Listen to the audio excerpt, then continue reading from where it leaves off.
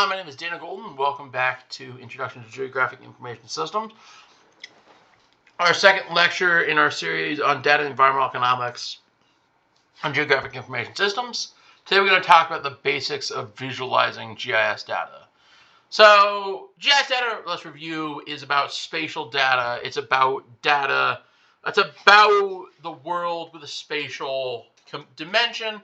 And the interesting portion of space is one, it's what we're all living with. There's a lot of data that relies on the spatial dimension, but it's also interesting because there are unique patterns that you can visualize and see in space that don't exist elsewhere. So, of course, the most common visualization for a GIS includes a map. And usually these should include a title, a legend, a scale, occasionally a north arrow if the orientation is important. And you should always specify the projection. You should always make it clear. If it's important, it's usually important what you're doing. Even if you're not specifying, you should know what you're doing to get to this particular projection, because that can affect how the map looks. So GIS maps often contain multiple layers. They're visualized together. We had a good visualization of this on the first slide, where you have the real world and you have a set of different layers that can be visualized together and can interact as data. So types of GIS data visualizations, of course, you have chloroplaths. These display data values and color shadings. These are used to visualize density, population, or income across areas. These are often used for population density by country. Heat maps show the intensity and concentration of the variable across space. This is very valuable for displaying pollution levels. This is different from a chloroplath traditionally, because heat maps tend to be for continuous variables, whereas chloroplaths are traditionally used for discrete variables. Topographic maps represent the elevation, terrain, contour lines, or color gradients. This helps if you need to link your economic data to a physical feature. Dot maps use dots to represent the occurrence of phenomenon, with each dot representing a specific quantity, for instance, mapping population of wildlife. And finally, proportional symbol maps, which use symbols of varying sizes to represent the magnitude of a variable, like circle sizes to show city populations. So there's a chloroplath. Somebody better raise interest rates because the U.S. is running hot. That's a joke about global warming, but yes, the United States has become a lot harder due to climate change, which you can see here. So blue is a gradient, so it goes from blue to red. And so the bluer it is, the less hot this is compared to pre-climate change. You can see that most of the United States is significantly warmer, with us on Long Island very much warmer than climate change in this particular year. So this is a chloroplath. As you can see, the different colors represent different different features of different places. You also have a geospatial heat map. Here it's visualizing the amount of heat throughout New York City. This isn't a great photo of that, not very high resolution. As you can see, New York City is also pretty hot in the summer.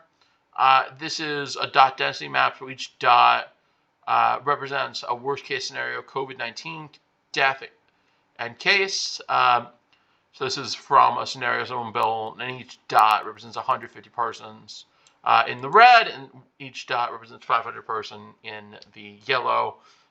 Yellow cases, red is deaths. It's COVID was a worldwide tragedy that we all went through together. That's something we're probably going to remember for the rest of our lives. So here's a nice memento, and here's how you can use a dot map to visualize how it could have been even worse. So effective GIS visualization techniques, make sure to use color schemes that are easy to interpret and colorblind friendly. You should try and stay away from red-green spectrums.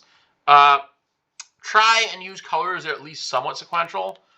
You'll notice probably here, some of you are like, well, how does it go from blue to red? At least people have an idea that blue is kind of a cooler color and red is kind of a warmer color. So you want to try and go from that to that if you're using Diverging colors, yeah, the diverging colors for data meaningful midpoint. Also, something that I've gotten in trouble with in the past, make sure you have enough colors. At times, I've made maps, chloroplasts, where I had I had 54 zones, and then I had 48 colors, and it looked like several of the zones were combined on the map, which brought some questions from the audience. So make sure that you're looking at the map after you have created it. Maybe have a second person look at it before you show it in the presentation to make sure that's showing what you want to show. Ultimately, presentations are about showing what you want to show. So use symbols and sizes that aptly represent the data magnitudes. Don't use and avoid clearly misleading scales. Make sure that the legend is clearly visible. Make sure that there are overlapping layers, that they can be visualized together. Make sure they're not obscuring details of each. And choose the right classification method based on data distribution. Don't have 1,000 different colors on like a yellow-black spectrum.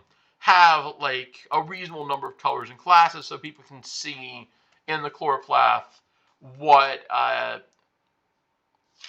each one is. So GIS visualization workflow, start by defining the purpose. What pattern are you interested in? Ideally, you'll look at some of the data. You'll have a very good idea of what the pattern should look like. Even if you're just getting in to visualize, even if you don't, you're just doing exploratory data analysis, you should have kind of an idea as to what you're interested in seeing in the map. Data preparation, clean and pre-process the spatial data, projecting all data layers to the same coordinate system. Choose the map type and symbology. Figure out what type of visualization from here is the most valuable. Do you want a dot essay? Do you want a geospatial heat map? Do you want a chloroplast? Add the map elements. You can add colors representing numbers. You can add different boundaries if they're important. Figure out, should this be at the county level? Should this be at the state level? Refine text for clarity. Ask someone else if they can interpret it. Don't prime them for saying, this is what I want you to see. Ask them what they see, and then figure out, based on what they say, like whether or not they're seeing what you're seeing. And then one of the things I'll say is that normally when you're creating visualizations, particularly when you're starting out, you tend to think that trends, especially when you've made like 10 different visualizations, you tend to think that the trends and that the data features are much more obvious than they are. So make sure you really know whether or not your audience is going to be able to see the data feature. And finally, finalize the presentation. Get ready to show it to people. So some tools for working with geospatial data. Some good GIS software are QGIS, which is a free and open source desktop package for spatial analysis and visualization. ArcGIS, comprehensive GIS software. This is kind of the old school original GIS software that everyone used. It's very expensive because it's free for grad students, and they get you hooked on it. They use it in classes, and then they raise the prices once you get to industry.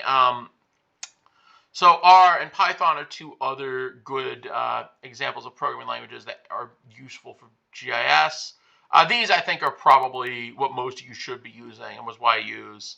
GeoPandas and PyProject are very good pandas libraries in Python, or very good Python libraries, and then R also some good libraries. And then you also have some web-based tools like Google Earth Engine, which you can use for planetary scale analysis. Mapbox and LeafWeb, which are Java libraries to create interactive web maps. And then there's some database designs that are used specifically for geospatial data if you're needing to hold it in a database. Some R packages for geospatial data, and you'll see some of these in a moment. You have SF, which has simple features for geospatial data handling.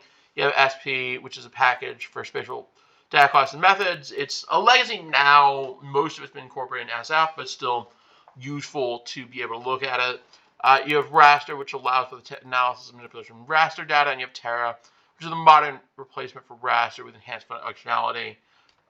So these are the main R packages you can use for geospatial data. And then, of course, for visualization, ggplot2, the core R visualization package, which has an integration with geospatial data using geom_ff.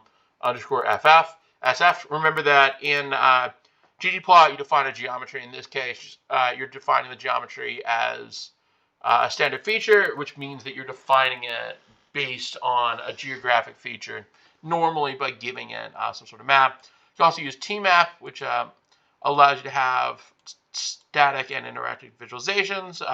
Leaflet is another interactive web-based map software. And of course, Plotly is really good for interactive visualization.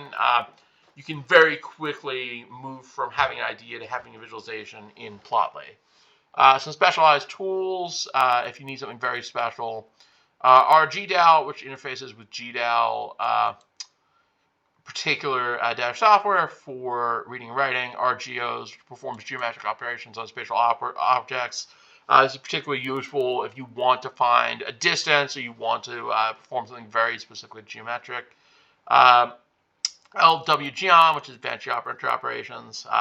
SF Networks, if you're interested in network analysis on spatial data. And Geosphere, which helps you with more significant distance and area computations and takes into account the fact that we're on a spherical Earth. So it's, a lot of people when they're starting out in this field, they try and calculate distances just by, using Pythagorean theorem, a plus b equals c, a squared plus b squared equals c squared, but actually that's not the distance because maybe there are different roads that take place and you need to account for travel time, or maybe you have to account for the spherical nature of the Earth, so there's some curvature that affects the distance.